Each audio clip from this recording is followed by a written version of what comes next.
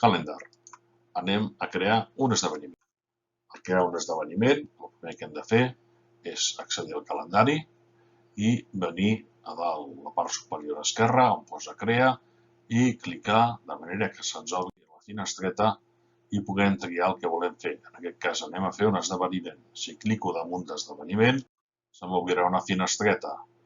Si no era el que volia fer i volia fer una tasca, d'aquí clicaria a tasca i automàticament se'n canviaria. Aquí tinc totes les opcions de l'esdeveniment.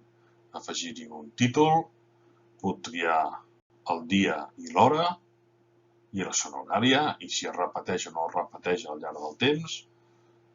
Puc afegir convidats a aquest esdeveniment, puc afegir-hi una videoconferència, puc dir-li el lloc en concret on es farà aquest esdeveniment, afegir-hi descripcions i fins i tot documents, si jo vull que algú es llegeixi un document o un fitxer abans de l'esdeveniment, i tindria altres opcions.